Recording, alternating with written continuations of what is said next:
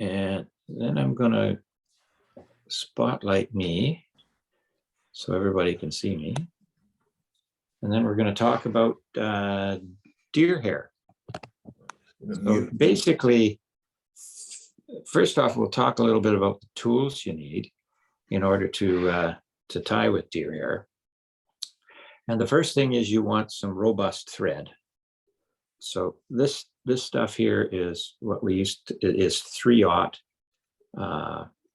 just standard 3/0 thread by Uni. I've also got some stuff here that's fairly hefty. It's called Fly Master, which is again a fairly robust thread, a little smaller than 3/0. You can also use Kevlar.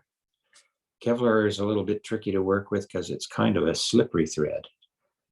So you want to be, and it doesn't break easily, so you can cut your fingers if you pull your fingers across it. So I don't play with Kevlar a whole lot unless I'm doing a big deer hair fly. So we'll start off with one of the regular 3/0 threads and show you how that works. The second thing you're going to need is a comb.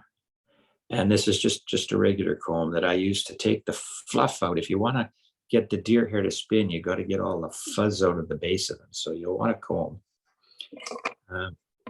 You'll probably, for some things, particularly the stacked deer hair where you want the tips to line up, you will need a stacker. It's a 2-part jobby there. And you're better off with the big ones than the skinny ones, the small ones. If you're doing spun bodies, you'll want something like this, which is a packer.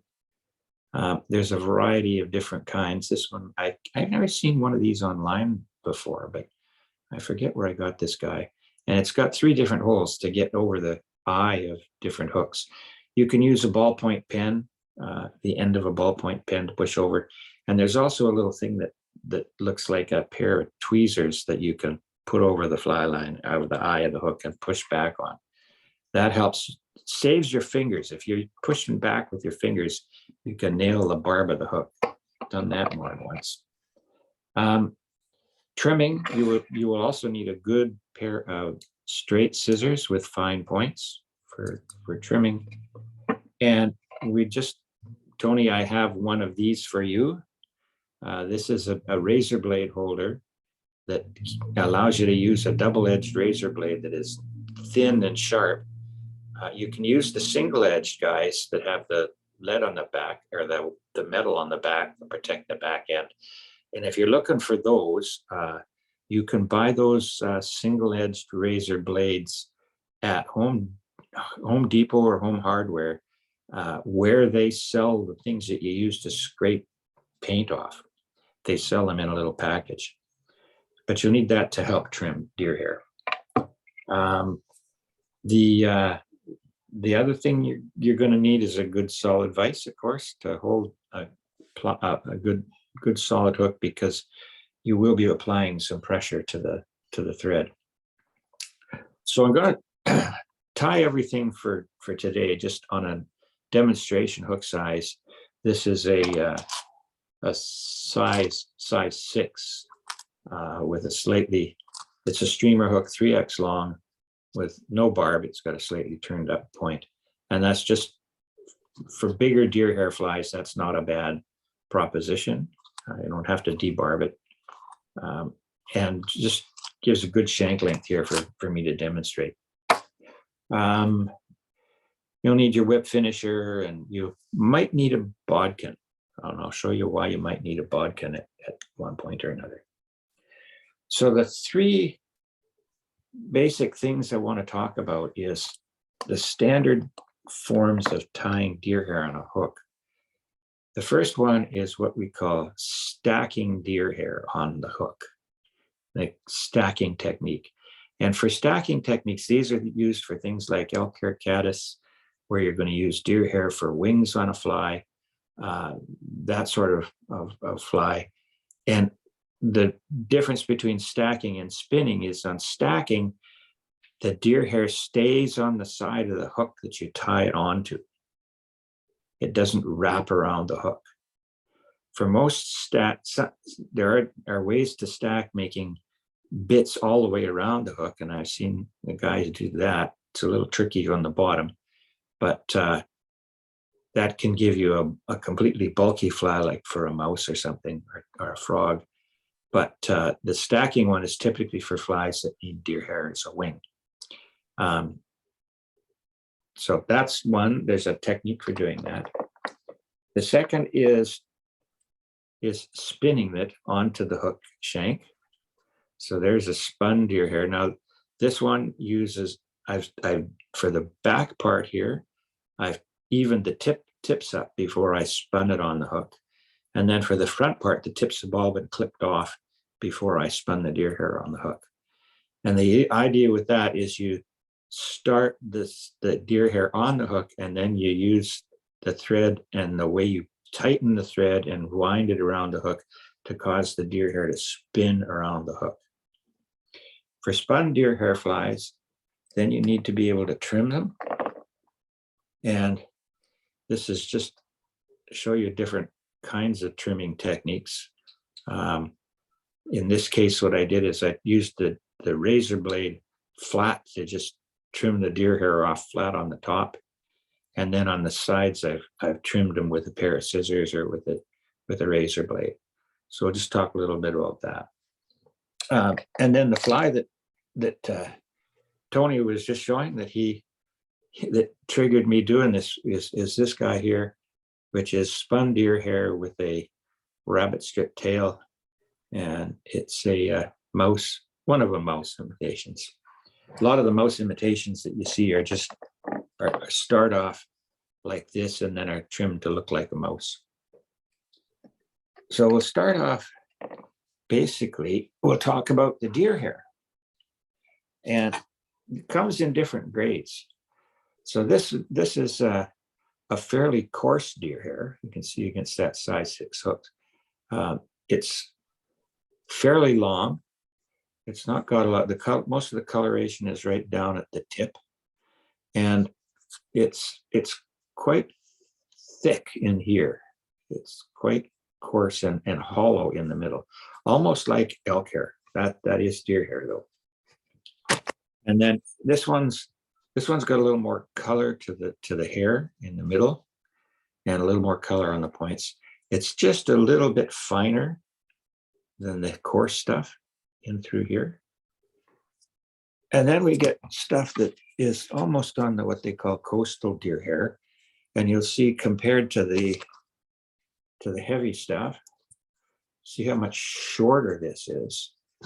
It's quite a bit shorter in the butts. It's not as long as this guy. This guy's quite long, and this guy's quite short. And it's finer.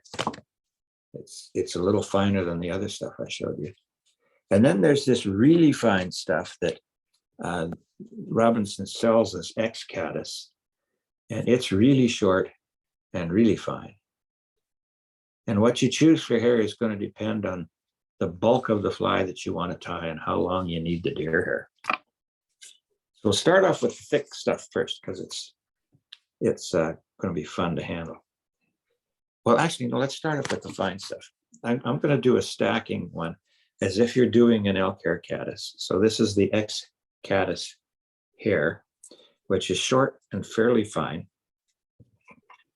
So the first thing we'll do is we're going to tie this as if it's the wing on a body of an already finished dry fly. So I start right behind the eye of the hook, and I'm going to cover the hook shank back about halfway, just to get a base to put this on. And you'll want a bit of a thread base when you're stacking, because you don't want the deer hair to spin easily around the hook. I'm going to bring it back to the position where I would normally put the wing, which is about 2 eye widths to 3 eye widths behind the eye on an elk hair caddis. I'm going to take a small bunch of deer hair off the hide, and they talk about a pencil width, but this is smaller than a pencil width for most. You see, it's just a little bit, maybe about 1/4 of an inch. And I'll trim that off the hide, right down at the hide. You can see I've trimmed that right down to the bottom. Hold it in my left hand by the tips and get the fuzz out. You can see how much fuzz comes out of that. It's helpful to have a bag underneath, which I do, to catch all the fuzz that comes out. And then I'm going to take my comb and I'm going to just barely pull out all that fuzz so that just I have hair at the bottom. Now I have for these small ones, I have a small stacker. I told you guys about this before. This belonged to an old friend of mine who passed away. He used to be a guide on the Crow's Nest River. And I use that. It's quite a nice small brass one. And I'll put the tips down, whack it a few times, even the tips up, and take the hair out of the stacker with the points like that. And I'm going to measure the length of that wing from, it's a little bit thick, so I'm just thinning it out a bit. This is going to be an awfully big wing if I leave it that thick. And I'm going to measure it sort of shank length and take it and trim off square. Trim off square the ends right there, nice and square. I lay that down right behind the hook eye, and I'm going to hold it up about a 30 to 40 degree angle and wrap the thread gently around it to the far side. And I do not pull hard. I'm just going to bring it back up again and down the other side, and then put my fingers where the thread is. And when I pull the thread tight, I pull up, not down. Round and up. Now, the reason for pulling up is that if the hook shank is like this and you bring your thread around and down and pull down, you don't get the thread right up against the hook shank. And as a result, some of the fibers are going to slide around the hook shank and go underneath. Whereas if you go under your hook and pull up, the thread goes right up against the hook shank and prevents those fibers on the far side of the hook from wrapping around the hook shank. So that's the key to stacking deer hair, is to go around a couple of times light, and when you pull, always pull up. So there, and if I want to get that wing to stand up, I'll usually do a wrap behind it, 1 or 2, and that makes the wing stand up a little bit. And then I just finish the head of the fly. So that's that guy. Now I'm going to cut my thread. I'm going to reuse that hook shank. I'm going to use my razor blade just to trim off the, oops, there goes. Oh well, I'll do it this way. Just going to cut this off because I want to reuse the hook. This guy here, you have to put a little tension on it, so I'll just show you how that works. This is a Stonefo product, and you can put the razor blade into the end of this thing. Let's loosen it up first. So you set this razor blade into the rig here.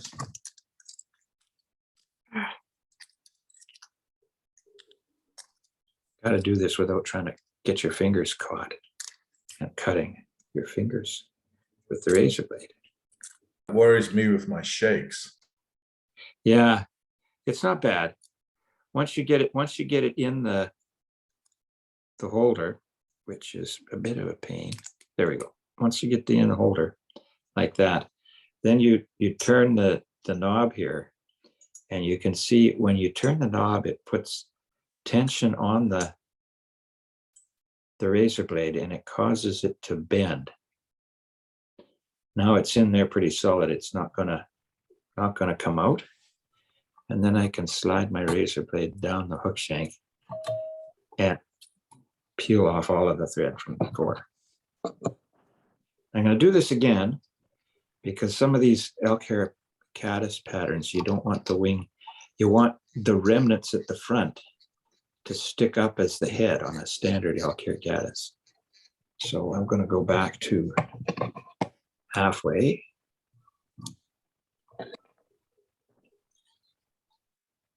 Bring the thread up, leave a little more room this time in front. I'm going to pick off a small batch of deer hair down at the base of the, and get the fuzz out. Again, both the comb really helps.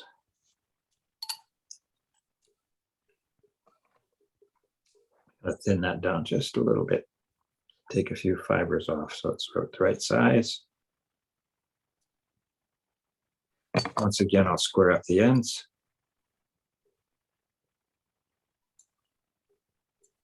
Now this time I'm going to leave a little more of the butt ends sticking out the front. Over the top, down between the fingers gently. And then get a couple of wraps, hold it there and pull up. Now you see how that flared the hair out? That's what the butts do. You flare the hair out like that and pull up. And then I will lift up all the stuff at the front and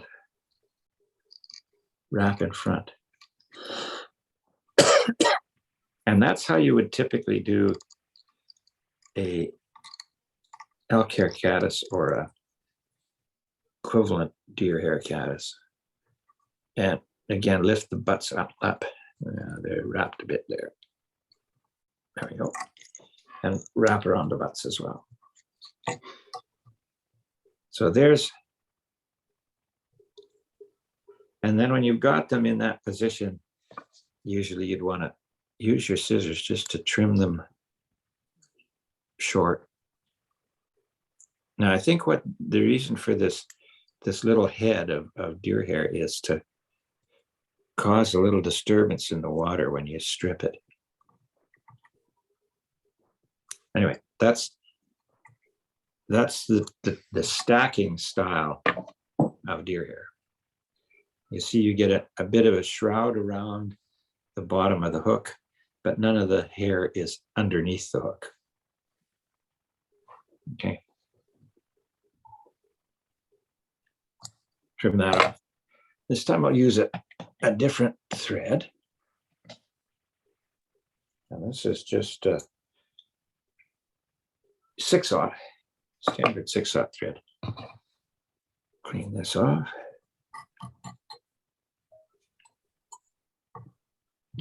Reuse the hook shank.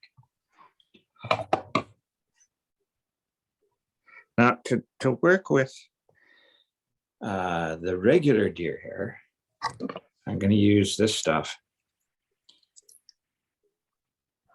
just to show you the difference in thread. I'll start behind the hook shank again. And I'm going to wrap all the way down the hook shank. Because I'm going to start, and I don't want to start more than roughly where the barb is. I don't want to start deer hair way back here, because you'll see what happens when I try and spin it. I'm going to use this medium deer hair. It's, I think, what they call belly hair. And it's a little longer than the caddis stuff. Now, what I'm going to do though, before I'm going to show you the basic technique for spinning with this to start with. And I'm starting with a little shorter deer hair because it's a little easier to manage. Again, I'll take a clump off the center of the hide, right down at the hide. And this is sort of gap width group of deer hair. They call it, some guys say pencil width. I think gap is probably as good as any. And once again, because we want it to spin, we want to get this fuzz out. If we didn't get the fuzz out, it won't spin worth a poop. So I got to get the fuzz out. And a few lows. Now I'm not going to bother stacking this stuff. I am going to trim the butts square up just to make it a little tighter. Now this time I'm going to hold it by, I'm not trimming these ends because I want the ends to stick out like you're going to tie a collar. I'm going to leave about the middle of that stack, maybe a little bit longer because I want the collar. And this time I'm going to set it not right on top of the hook, but angled a little bit towards me at the bottom with the butts. And again, at a slight angle, gentle wrap over the top. I don't want to flare this much at all. I want to do it again, 2, and don't really want to pull down hard, very loose. And the third one. Now at this point, I'm going to use the thread to not only tighten, but to push the deer hair around the hook. So we'll keep the thread relatively short and cinch up on the bobbin so it doesn't spin. And as I let go of the hair, I will spin right around. And as I spin around, I pull. Now you'll see what happened is this deer hair spun around the front, but it got caught up on the point of the hook. That's where your bodkin comes in. You want to get in here and get it past the point of the hook, get it out from underneath the pin to the hook there. When I get that free, I just want to just go through again and spin it. So you see now I've got spun, the deer hair is spun all around the hook relatively evenly. And the trick with that is don't cinch up on the thread, just lay the 2 lease wraps and then the third wrap as you bring it around and bring it under the hook and pull to around and towards you, always pulling away from the hook. And that will cause the, and the thread itself will push the deer hair around the shank of the hook. Now, if you want to continue this, the next batch, you want to push this stuff back at the front with your thumb and forefinger. And when I get that back like that, I will take and wiggle my thread through the butt ends in front underneath the hook. And then I'll wrap it over top. And what that does is that holds that. I can now bring my thread forward a little bit to where I'm going to run another clump of deer hair. So you can see I've got the short deer hair here and the long deer hair back there for one of these ones that has a collar. And if you do this, it allows you to use when you're trimming, it allows you to lay your scissors down open on top of that collar at the back and then trim the ones in front short. I'll demonstrate that in a minute. I'm going to take another clump of deer hair and I'm going to put this in the front. About the same size as the clump as the last one.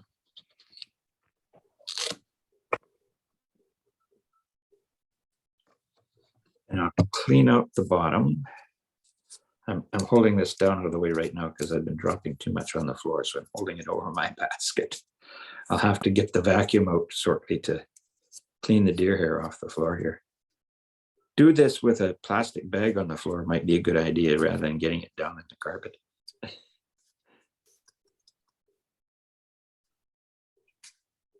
So all nicely cleaned out.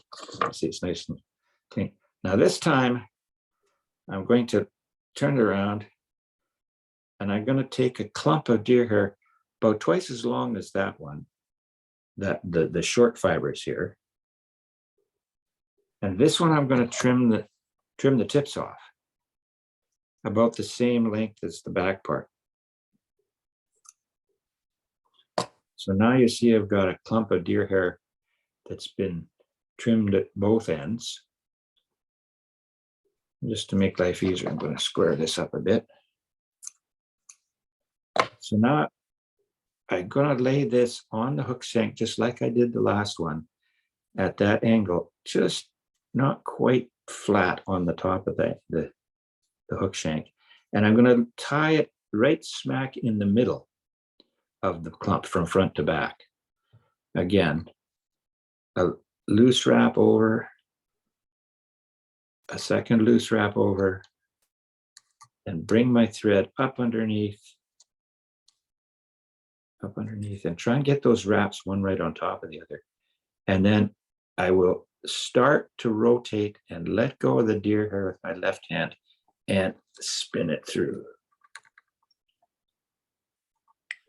And you'll see now I've got another clump of deer hair that has been spun all around the hook. Now that one didn't quite, I need to cinch it a little more. There we go. So now I've got an even spin of deer hair around the hook. Once again, thumb and forefinger to gently push that back. Bring the thread underneath the hook shank, wiggle it through the clump, and wrap in front.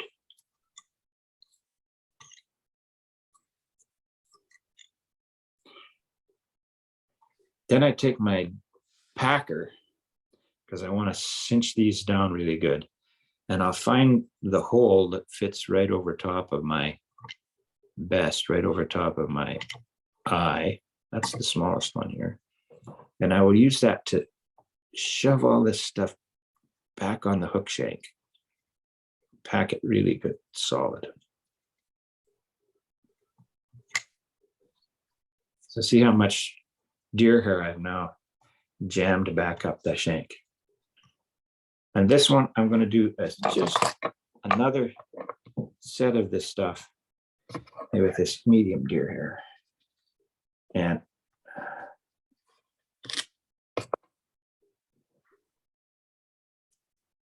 take the fuzz out.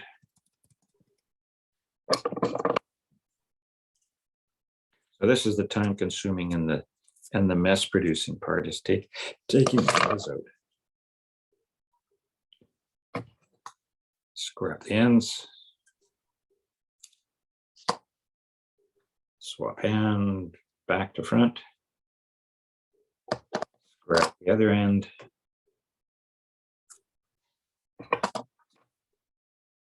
Lay it down, pull this back, lay it down on top of the hook shank.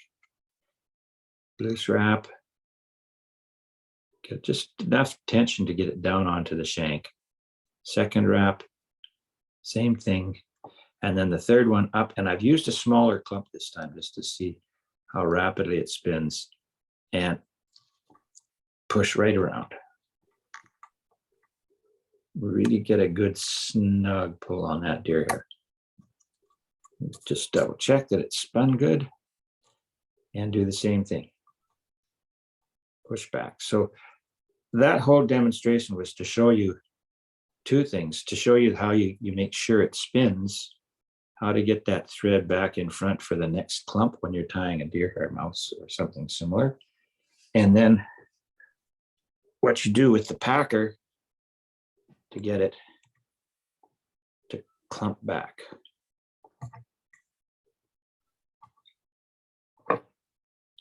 So there you go. And I'm going to whip finish here.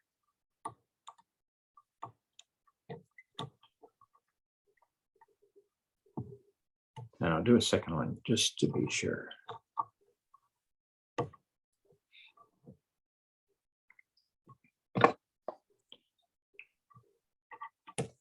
Now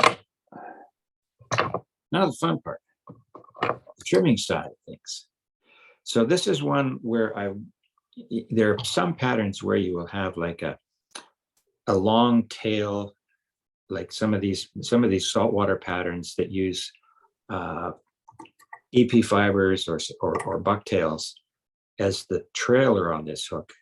And then you'll have a deer hair collar behind it that gives you a nice collar of colored deer hair around the body and makes a nice transition to the body. And then you're going to have a bullet head type front. So what I'm to trim and leave that collar intact, I take the blade of my scissors and lay it on the collar and slide it down tight and trim off that last little bit of deer hair at the back. And I do that all the way around. So this is a little trick that I learned, forget it from. And this is how you preserve the long deer hair at the back while having a nice short little collar at the front. You just use the collar at the back to slide that blade of your scissors down. Different patterns, you'll use different fronts. And so getting that collar done separated from the body, that's the tricky part of it. It's being able to trim the stuff at the front without cutting off the longer hair fibers at the back. I can trim that down. Now, again, most of these patterns, you want except for the collar where it's nice and soft. If you're going to trim a front, you want this bottom to be flat so that you don't impede the ability of the fly to hook fish.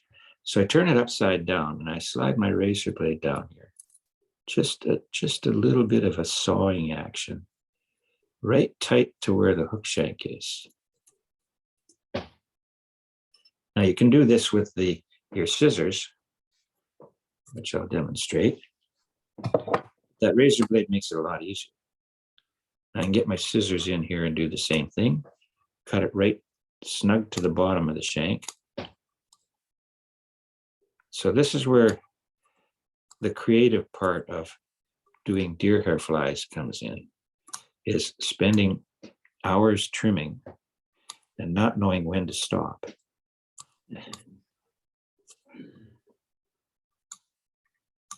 So now you'll see what I've got is a flat bottom that doesn't impede the hook shank except for a few fibers at the back, which I want to stick out anyway. And then you can create your head. I would on some of these, like some of these patterns that use a sort of a bullet head, I just start at the back and get these fibers trimmed down relatively short at the back first.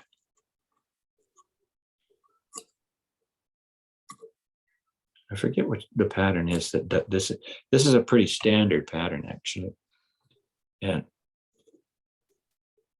I forget what the name of the fly is that ends up with this little ball of clipped deer hair at the front.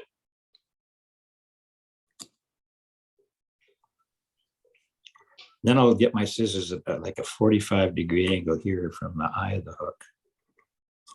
Lay it on the eye of the hook and trim those back. All the way around.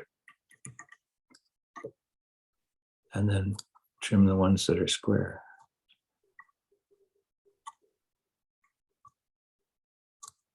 And this is, like I say, can take you forever.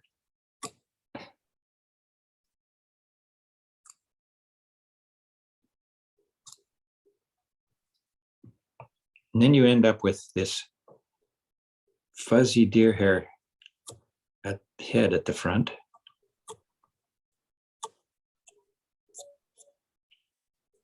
And a collar at the back over a body. So that gives you some idea of Now, how you can shape the deer hair head to whatever you want. This one has a little bit of a taper from front to back. I'm just going to trim that bit out there.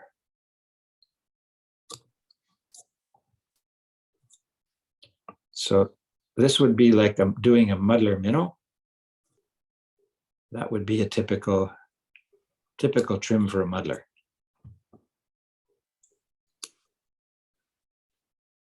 We can spend forever trimming up the loose ends. But that's the general process for doing that type of deer hair. Now I'll get that out of the way. We'll stick another hook in.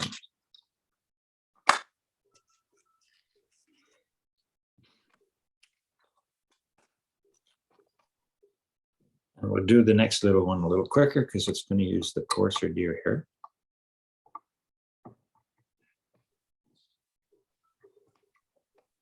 This time, so this is the longer and coarser stuff. And this time I'm going to use Kevlar thread so you can see the difference. This is a little slipperier thread, so it requires being a little more careful with how you tie the deer hair on.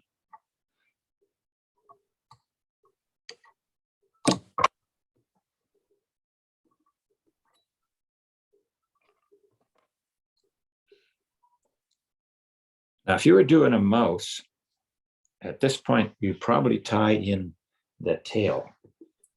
And I'm just going to grab something here to give a tail.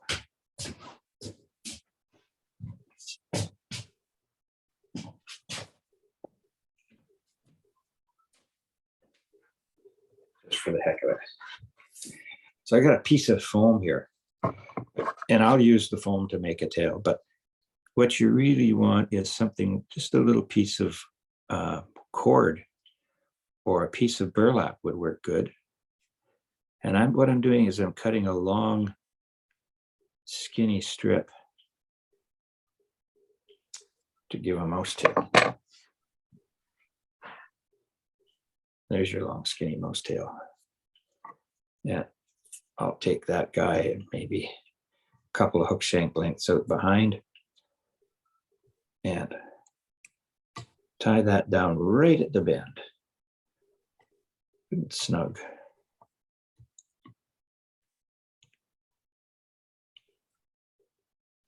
Trim it off. Is that burlap, Dave? Hey, no, that's foam. Oh, okay. Closed cell foam. But you could use burlap, or you could use a little piece of leather, piece of heavy cord as a tail. I'm just using rabbit zonka strips. Yeah, well, that's the pattern that you got. That's what it calls for, is a zonka strip with the little fuzz on the end. I'm not tying that specific pattern, but I'll give you some idea of how to do these mouse patterns. So now I'm going to start a little bit in front of where I tied that bump in. And I got my heavy duty deer hair. Here it is. Now this is brute force spinning deer hair now. So I'm going to take my heavy duty deer hair, trim it off at the bottom, and take all of the fuzz out. You'll see this deer hair is quite a bit more coarse than the last batches that I've been using.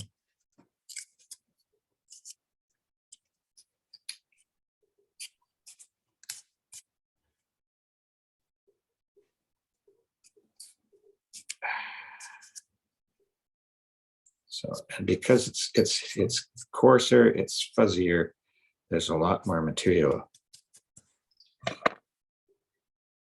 So I'm not gonna tie a collar on this guy. I'm just gonna try and do a good solid body that I will then trim to shape. So I'm gonna cut the tips off. And this will make it easier to spin around the hook point. And you'll see it's tapered. There's thinner here than it is the back here. I want, for the first spin, I want the tapered stuff, the thinner stuff at the back. That loose wrap over, one little cinch down so it's sitting there, not too around, flare it just a little bit. And the third one up and over, and I'm going to start pushing and pulling at the same time. Got to miss the hook shank point. And as I go, I really reef on that Kevlar thread. And I need my scissor points or Bob Bodkin again to unhook the spun deer hair from the point of the hook. One good wrap through there. And then push the deer hair back. My fingers, bring the thread forward. Packer, where did I put my packer? There it is.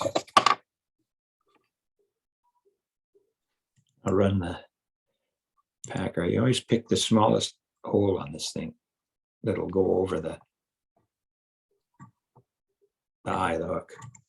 So this is the production thing for doing a deer hair mouse. You've got to get lots of deer hair on this fly.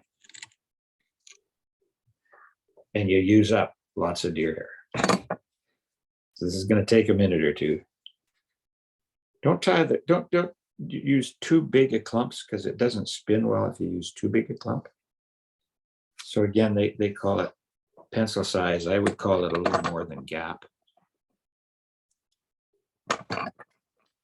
So this is the tedious part of this, is cleaning up the fuzz so that it spins. If you don't take the fuzz out, it won't spin properly. It tends to clump up.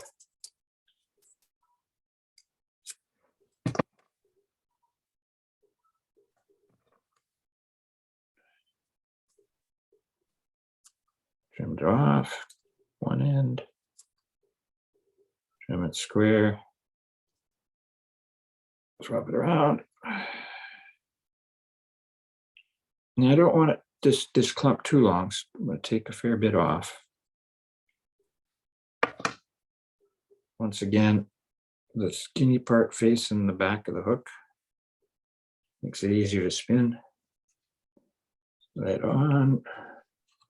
One slight flare, two, a little more.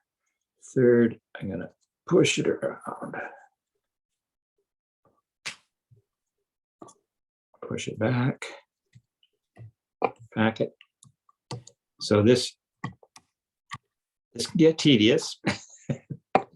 Bring your thread forward underneath. Another wrap.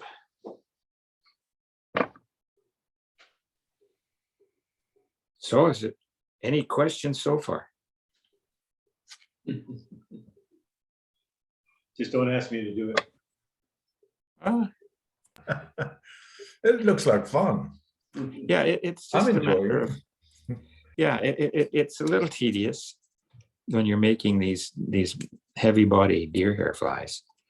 I learned some of these tricks from a guy by the name of Dave Whitlock, who at that time he was fairly famous for his flies that he would tie. Dave's hopper was one of them. But I watched him tie a deer hair frog that had multiple colors of deer hair in it. And he ended up with the trimmed body of the frog having spots of different colored deer hair. It was just amazing to watch. And he used a combination of stacking technique and spinning technique. He would stack some so that in a small clump would stick out here, and another stack over here, and another stack that would stick out over there, trim the butts down, and then he would spin deer hair in front of that and in behind it. So you'd end up with the one color of the body, and wherever he'd stack the different colors, you'd get these little clumps of colored deer hair that stuck out. It was just amazing to watch. He ended up with a spotted frog. Well, and if you've never caught fish using mice, it's probably the most exciting way to catch fish, period. Yeah. Browns are sometimes the only way you can catch them with a mouse. There we go, spin. So it's starting to get kind of mouse looking. Bring my thread forward underneath. Yeah, don't try and spin your thread through the deer hair clump. Pull it, wiggle it through underneath like that, and then wrap it in front. Do another one. This can go through a lot of deer hair.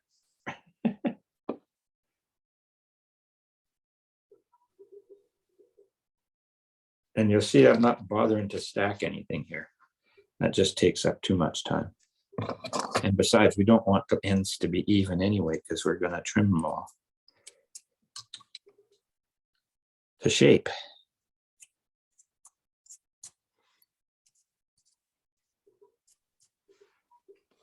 Clean that stuff out.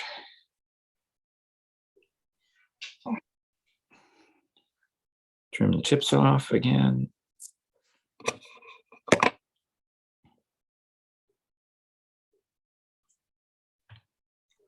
One, two, cinch a bit. And the other thing to remember is when you're doing this third wrap where you're going to cinch on it, shorten your thread up really good. And then cinch down and push and spin.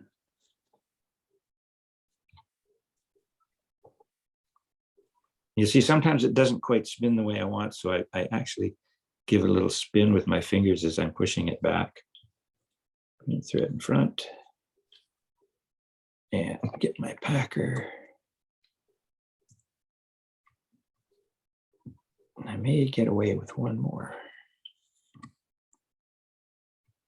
Now, if you were doing a mouse where you wanted ears or whiskers, it's at this point you would tie in the ears that stick out, but then you have to avoid them when you're trimming. So I've foregone the idea of doing ears and eyes. Normally you would tie them in here and then you have to trim around them. And that might drive me nuts. Trying to trim around them and get a nice even body. You'd spend hours trimming. And do one more clump here, and then we'll try a little trim.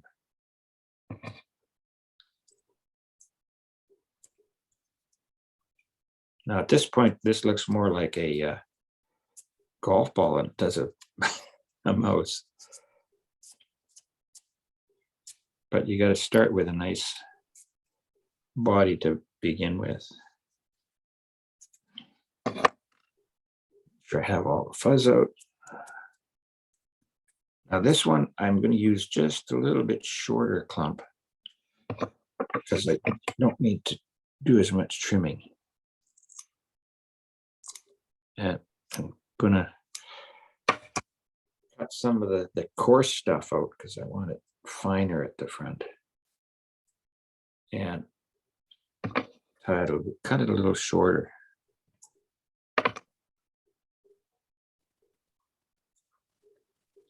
Ups a little shorter. Shorten up the thread. Once around. Oh, that didn't work. There we go. Get these loose ends out of there. Smaller clump. Once over, just gently snug. Second one, gently snug down. Third over and spin hard.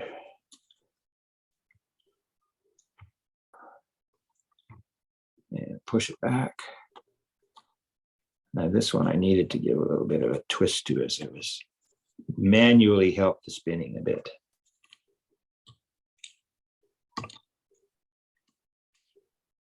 Now, gonna wrap a good finish up the front.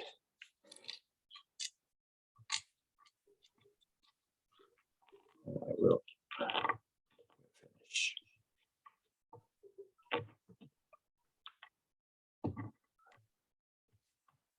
Now, the Kevlar is not bad. You just have to be careful with you don't get your fingers caught in there when you're tightening it down, because it will cut your fingers. But it does allow you to put a lot of pressure onto the hook. So there's the fuzzball that starts your deer hair mouse. Now this is where you can take your scissors in here and to get the bottom. But that's where this guy comes in really handy. Or the razor blade that literally has, it's got one, it's a stiffer blade. It's quite thicker, a bit thicker blade, and it's got a piece of folded metal on the one edge. And like I say, you find that it's a paint scraper blade. It's a single edge blade, and you can find those at Home Depot in the paint scraper section, paint section. But this guy, it's all in price. I got this one from Fishtails in Calgary. Got here like in 4 days. And it was, if you include the shipping cost, it was about $50. So it's not cheap, but it will save your fingers. So I bent this a little bit, not a whole lot, a little bit. I needed a little bit bent to keep it steady in the holder, but I'm going to try and keep it fairly flat. Come in behind the eye of the hook, and I'm going to cut. Oh, that needs to have a little bit more curve because it's loose in the holder. There you go. And then I just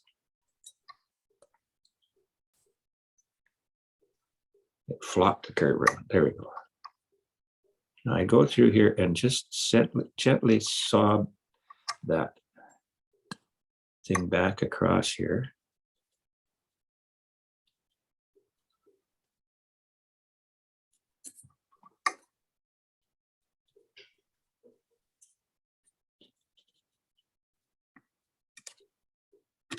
Yeah.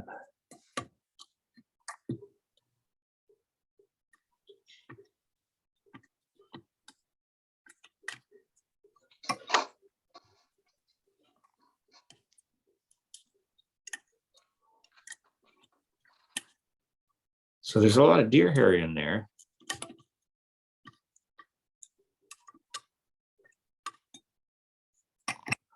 Now, this up at the bottom with my scissors.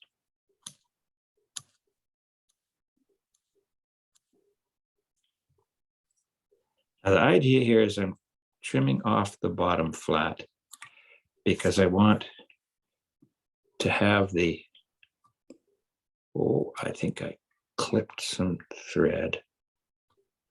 That's not good. So I must not have got one of those turns of thread right snug to the bottom of the fly. I hope that's not going to unravel on me.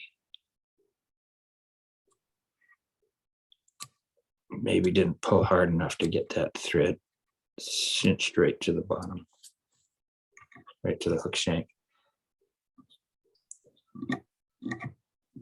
There. That's why I was having trouble cutting with the razor blade. So it's flat on the bottom now. And then I can lay my scissors on the eye of the hook and trim this way.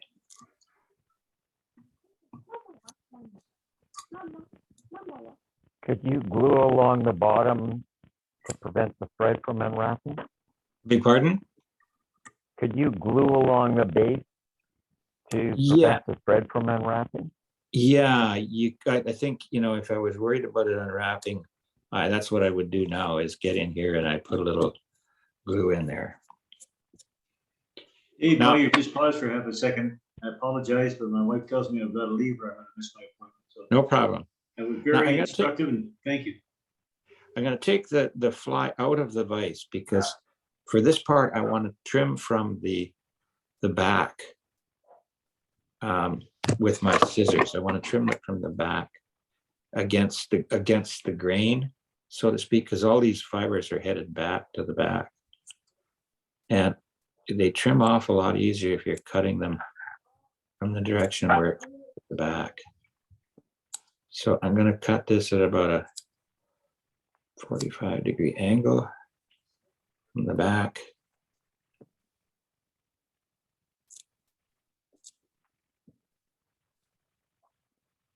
I'm going to end up tying a lot of deer hair on for not a very big fly.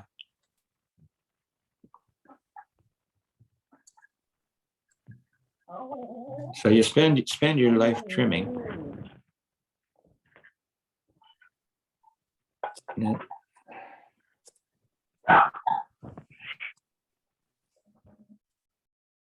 So at the risk of boring you guys to tears by spending an hour trimming, I'll stop here. Once I've got it kind of roundish, all the way on, even on both sides. And by holding it, I can rest my right hand against my left hand to position the scissors better.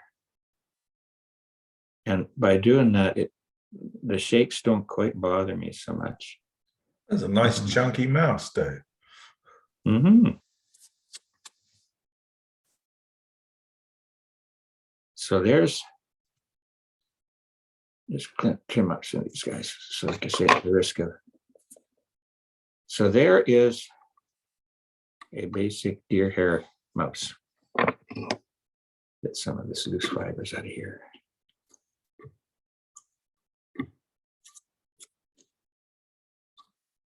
There you go.